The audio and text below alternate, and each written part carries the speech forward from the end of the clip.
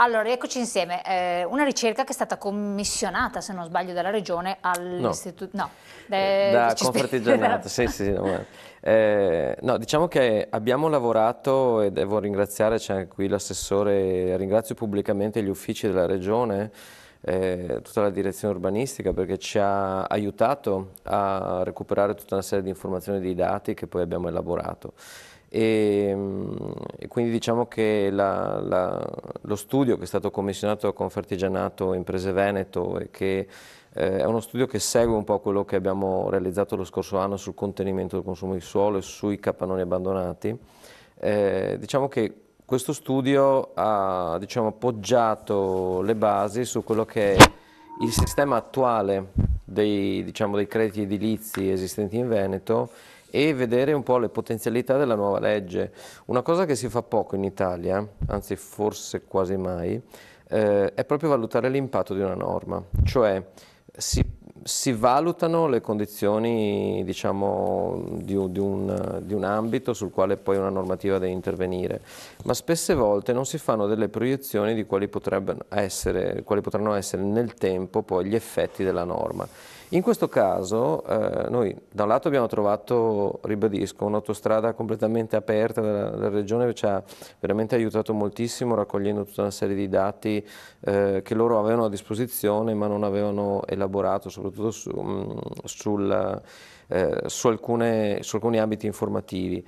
E da un altro lato abbiamo organizzato e analizzato una serie di informazioni originali, abbiamo aperto tutti i siti di tutti i comuni del Veneto, abbiamo analizzato quindi 571 siti web e siamo andati a vedere in tutti i siti quali erano, vedete qui un po' le immagini. Ecco, infatti qua vediamo la Sì. presenza dei crediti edilizi nei registri comunali accessibili online. Intanto Sì. c'erano già questi crediti edilizi, Allora, non so quanti sì, lo allora, il credito sapessero. edilizio è stato istituito con la legge 11 del 2004, la legge urbanistica della Regione Veneto e era obbligo per tutti i comuni di istituire il registro elettronico dei crediti edilizi, chiamato RECRED.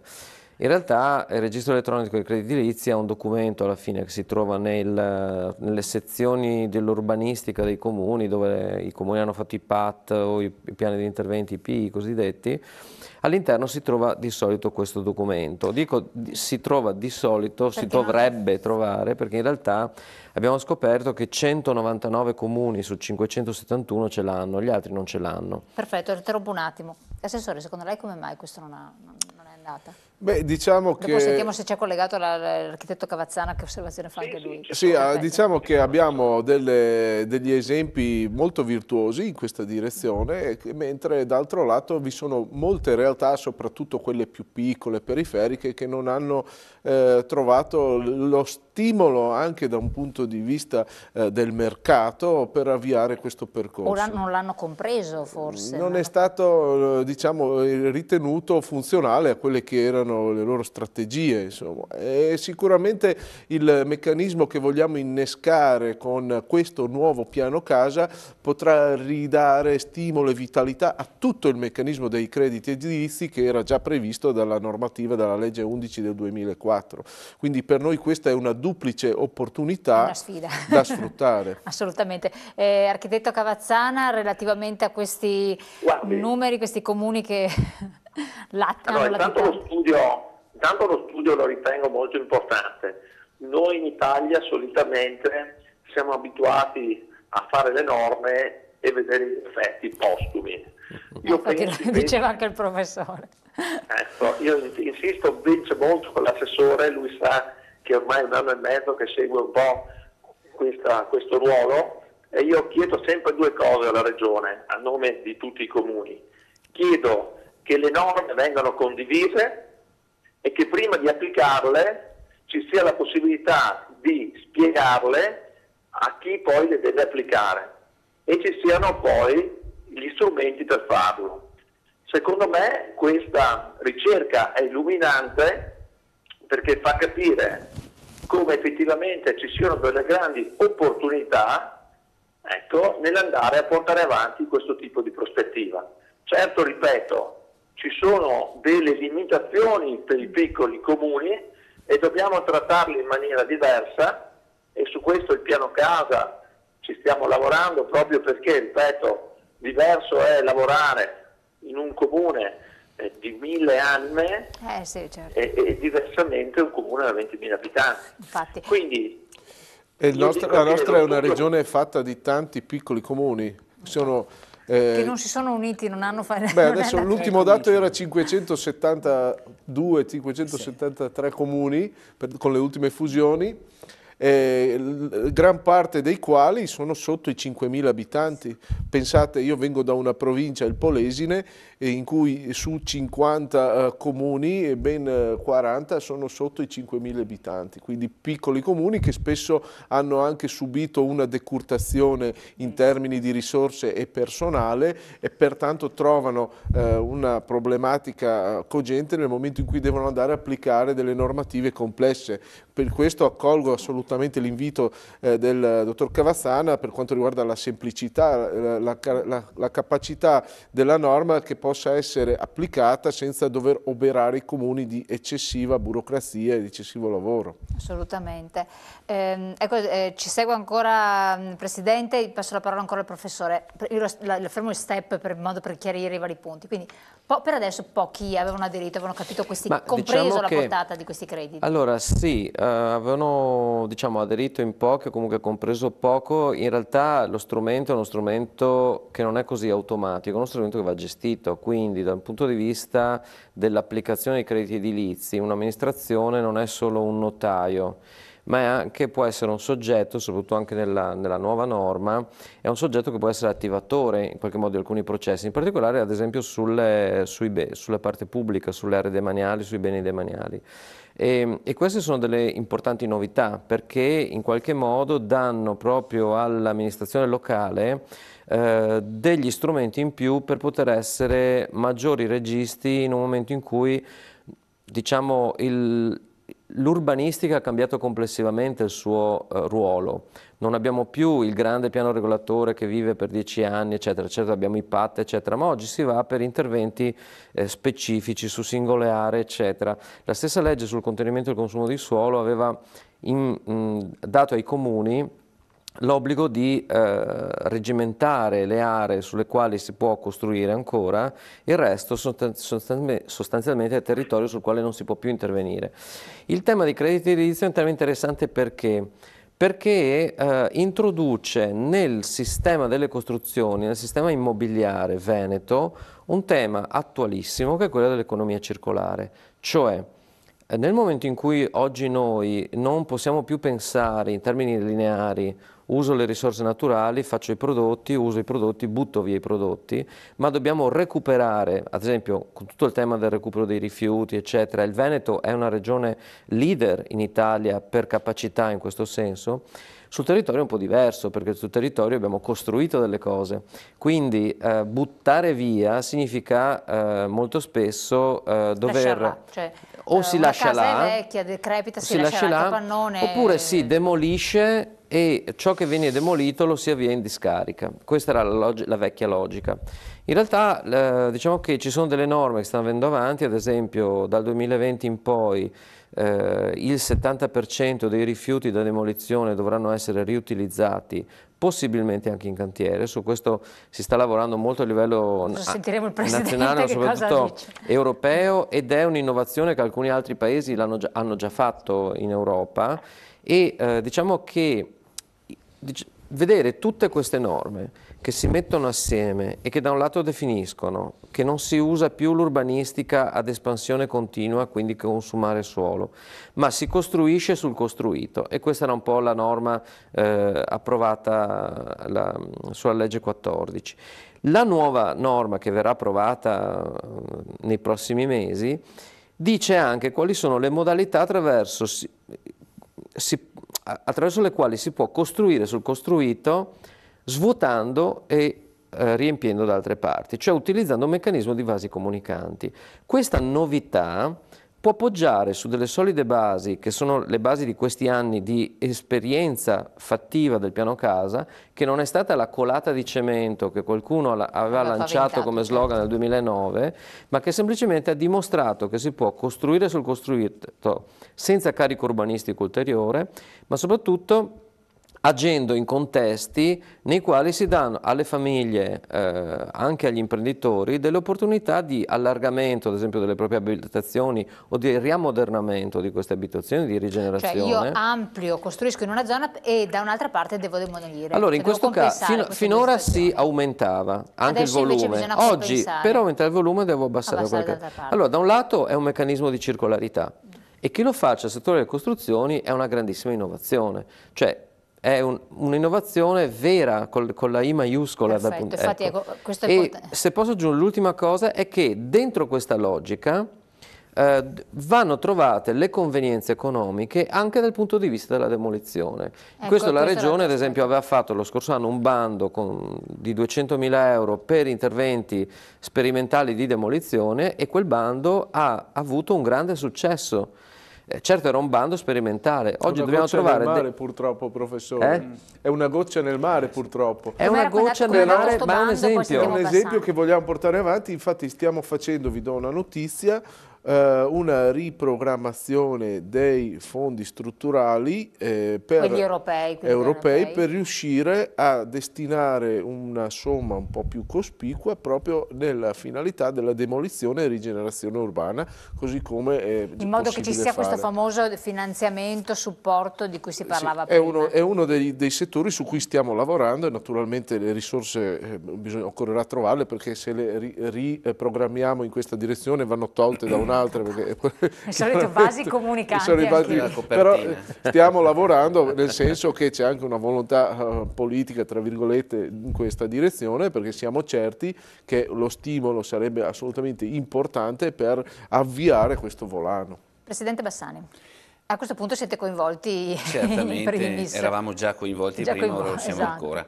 Ma io vorrei dire una cosa, il meccanismo dei crediti edilizi è già stato attuato, si attua, cioè comuni virtuosi ce ne sono stati, è che l'incongruità dell'edificio e che ha dato la possibilità di demolire e ricostruire in altra sede era basato sulla convenienza anche sociale, cioè era una discussione pubblico-privata con l'ente, l'edificio incongruo all'interno di una piazza, il proprietario ha potuto farlo finora e adesso lo rifarà col nuovo piano, poteva fare una trattativa e mediare col comune e dire cosa faccio di questo edificio. Io ho il diritto dell'edificio, se lo demolisco lo perdo, io lo lascio.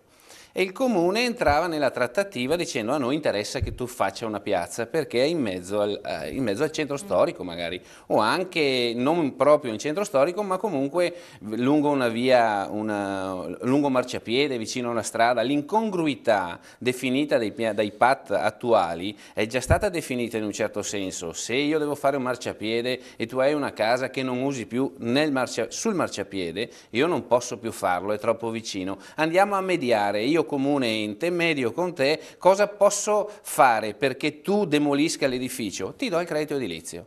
E questo è successo negli ultimi anni. Sono stati fatti edifici derivati da credito edilizio, quindi non è una novità assolutamente, non è una novità. Il nuovo piano mette in campo il credito edilizio come maggior volume in caso io voglia ulteriore volume a parte il piano casa, il 20% o il 30% che è ora. Voglio il 50%, dovrò acquistare questo credito. Ed ecco che il credito edilizio diventa ancora più importante perché ha un valore economico.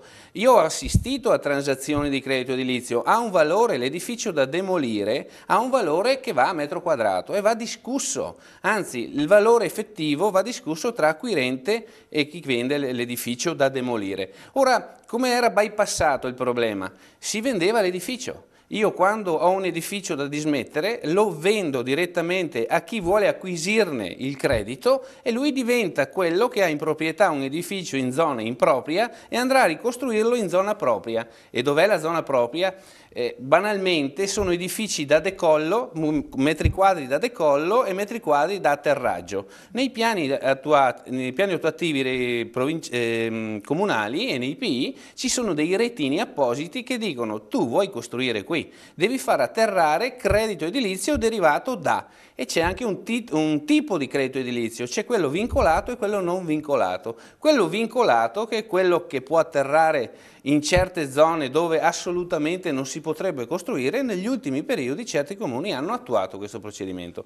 Quindi diciamo che parte della platea conosce già questa realtà e come può funzionare. Quindi incrementare questa iniziativa creerà molto volano, secondo noi, molto volano. L'incongruità, se non è definita in maniera troppo stretta, darà la facoltà a tanti edifici di essere dismessi velocemente, rinaturalizzare o creare il parco, come diceva l'assessore, perché effettivamente, come diceva, creare buchi all'interno dell'urbanistica territoriale non ha un senso, però creerà sicuramente volano, perché è già successo. Assolutamente. Architetto Cavazzana?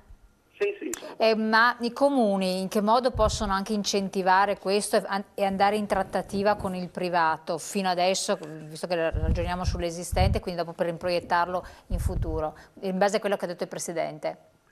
Ma allora, noi abbiamo già oggi degli strumenti che si potevano utilizzare. Certo che questo tipo di incentivo ulteriore collegato a una nuova filosofia che vede, diciamo, il nuovo edificato come recupero del passato, sta dandoci una mano per andare a recuperare intere parti dei comuni che fino a ieri erano poco appetibili, ovvero solo interventi di un certo tipo potevano essere, ecco, così interessanti. Oggi, naturalmente, chiudendo la strada dell'area edificabile nuda e cruda, ecco, apriamo un nuovo orizzonte, ecco, che ci permette a noi come amministrazioni di rivedere in termini di riqualificazione i nostri territori. Ripeto, resta fondamentale l'aspetto per i comuni che è imprescindibile, quello di avere personale qualificato. Tenete presente che i comuni sull'ordine di 5.000 abitanti si trovano 1,5 tecnici, molto pochi, che devono affrontare di tutto, dalla temperatura delle scuole al sale sulle strade, ai piani urbanistici, alla valorizzazione del territorio. Ecco, quindi per noi sarà importante avere personale, ecco, e al tempo stesso avere una norma snella. Oggi io adesso mi trovo a Roma, nel Lazio, e parlavo adesso con i tecnici locali, dove il piano casa loro non è ancora stato prorogato e quant'altro, però si lamentano in maniera significativa delle lungaggini che già quello che c'è ha. Ecco, secondo me l'efficacia che dobbiamo cercare è proprio questa, la chiarezza, l'applicazione. Il terzo punto sempre fondamentale è quello dei finanziamenti, dell'incentivo soprattutto agli enti locali di mettere in moto sinergie, recuperi di edifici, ecco, da destinare magari, non so, edilizia sociale o ad attività comuni. Ecco, questo già sarebbe un grande passo in avanti, perché coniugherebbe due necessità: la necessità di rigenerare il territorio e la necessità sociale, due elementi che con questa norma si potrebbero coniugare molto bene, legandoli magari alla partecipazione del privato. Ecco, questo penso che in futuro potrà essere una strategia vincente che porterà degli ottimi risultati nei nostri comuni. Assolutamente. Ha sollevato anche questioni politiche, quindi semplificare una norma, arrivare ai finanziamenti, sono diverse cose che entrano in competenza vostra per poi consentire a chi opera concretamente di ottenere dei risultati. Sicuramente si tratta di una serie di azioni che devono convergere. Per quanto riguarda le competenze regionali, noi abbiamo indicato una direzione chiara. Quali sono i timori, Assessore? Perché lei diceva ci potrebbero essere delle modifiche in itinere. La Commissione sta lavorando naturalmente anche con il gruppo di tecnici a supporto, con tutta la direzione urbanistica, e stanno facendo veramente un bel lavoro, penso. Siamo certi anche, siamo consapevoli che questa è una norma che poi detterà le linee dell'urbanistica dei prossimi anni, quindi dobbiamo fare un lavoro fatto bene. Quella resterà, assolutamente. Ma diciamo che è una cartuccia che dobbiamo sparare fare bene. Per questo stiamo cercando di approfondire ogni questione, ogni aspetto problematico, risolverla da un punto di vista tecnico, ma soprattutto avendo ben chiara quella che è la nostra mission, quella che è la direzione che vogliamo assumere, ovvero stabilizzare il meccanismo del piano casa, introducendo il criterio secondo il quale oggi si va a pulire il nostro territorio. Oggi chi ha una casa, un capannone che non è utilizzato e che rappresenta un elemento di degrado, di costo e comunque con un concetto molto ampio, come si diceva prima, di incongruità, può ritornare a vedere questo immobile con un proprio valore, che sarà quello dei crediti edilizi che ne derivano dalla demolizione. Arrivare a una pulizia quindi del territorio e l'utilizzo di questi crediti per ricostruire nel tessuto urbano consolidato in modo qualitativamente migliore e quindi adeguato a quelle che sono tutte le specifiche in materia energetica, in materia sismica, in materia di superamento delle barriere per i disabili che sono oggi richieste. È una grande scommessa, stiamo però certi che questa è la direzione. La Regione Veneto è la regione, dopo la Lombardia, è la seconda regione per il suolo consumato. Il paesaggio veneto è una bellezza ammirata in tutto il mondo, è un sito unico. La rete delle nostre città deve trovare un nuovo modello di sviluppo e deve essere consapevole che questa sarà un'eredità che lasceremo ai nostri figli. Questa deve essere quindi una partita che non riguarda solo la politica della regione, ma riguarda tutti gli amministratori che devono voler bene al loro territorio, e facendolo ridanno anche uno stimolo al mercato e ridanno anche uno sprone a tutti i cittadini veneti e le imprese venete che hanno investito negli anni nel settore dell'edilizia. Quindi è un meccanismo complessivo, virtuoso, che deve ripartire e noi siamo certi che questo strumento può essere molto utile. Assolutamente. Dobbiamo andare in pubblicità, poi do la parola nuovamente al professor Della Puppa perché ci deve completare ovviamente la ricerca, che è bella complessa. Comunque diamo due numeri: i capannoni dismessi in regione sono ben 11.000, 12% del totale, e di questi 11.000 il 57% è costituito da strutture riutilizzabili, cioè circa 6.000 sarebbero riutilizzabili. Per il 43% invece si tratta di capannoni troppo vecchi, irrecuperabili, quindi da rottamare o demolire. Si parla di 4.570 unità in regione. A spanne questo, dopo ci darai i dati più tecnici. Beh, diciamo anche che esiste una norma contenuta nella legge sul contenimento del consumo del suolo che prevede il riuso degli immobili, ovvero dà la possibilità di usare determinati immobili anche con destinazioni diverse da quella che è la destinazione urbanistica. Cambio di destinazione d'uso. Certo, e lo si fa con una semplice convenzione tra il comune e il privato che vuole gestire. Allora, con questa novità torniamo tra pochissimo, coinvolto sarà il professor Della Puppa, ovviamente anche il Presidente, e il Presidente Cavazzana, se riesce ancora a stare in collegato con noi. A tra poco. Sì, ci sono.